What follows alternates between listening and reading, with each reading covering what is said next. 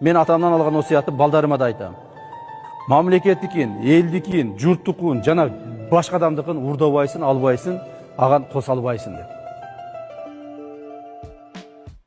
1994-95 жылдар болса керек эле. Мен ошондо Россиядан жаңы келип, ошол кичине бир тыйын тыпыртап, анан кийин ошо кичине бир тыйындуу болуп калган күндөрүм болуш керек эле. Анан бир күн айылга барып калсам, бир коро сатылып аттыр. Ошо коро биздин айылдагылардын, ошол жердеги Бочскан, Таштөө айылдагылардын элдердин мындай пайыз экен да. Алар ошо чогулуп сатып атышыптыр да.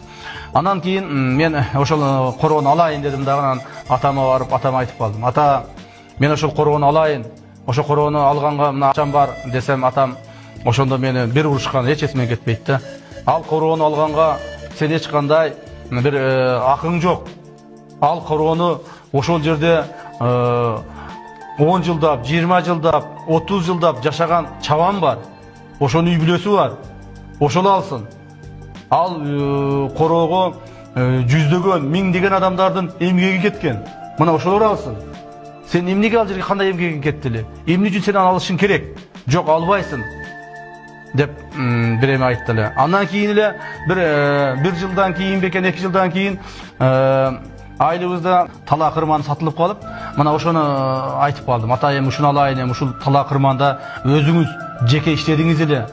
40 жылдан ашык иштедиңиз, сатылып аттыр, эми ошону алайын десем, ошондо атам мени дагы бир урушкан эсимде бар. Ал жерде мен тура 40 жыл, 45 жыл ошол жерде, 42 жыл деп айткан эсимде бар. Иштедим ошол жерде. Бирок ал шыйпаң, ал тала кырман меники эле эмес. Ал жерде ошо атам аттарын айткан эсимде бар. Абдилда иштеген, Амери иштеген, Дутан деген иштеген. Ал жерде Атакелди деген иштеген. Мына ушул адамдар иштеген. Мен эмне үчүн мен сен бар ошол сатып алышың керек. Эгерде ушунчалык эле акчаң көбөйсө, ушунчалык эле кыйын сатып алгыч болсоң, анда бар талага барып ошол жерден жер алып алып, ошол жерге куур өзүң. Адырга барып алып, ошол жерге коро сал. Ошол жерге мал карма. Бирок элдикин сатып албайсың. Элдикин мына мен саган мурас калып калтырайын. Өмүр бою канча акчаң болсо дагы элдикин сатып алба. Элдин көз жашы менен топтолгон нерсени сен бекер алам, жардан алам деп умтулбагының деп атам ошондо айткан эле. Көптөгөн мүмкүнчүлүгүм болду. Приватизацияга катышып, завод, фабрикаларды алып коюп, тияк-бияк кылганга, бирок аны кылбадым. Атамдын насыятын азыркы чекте аткарып келе жатам, мындан ары да аткарам. Мен атамдан алган осуятты балдарыма да айтам. Мамлекеттикин, элдикин, журттукун жана башка адамдыкын урдабайсың, албайсың, аған кос албайсың деп.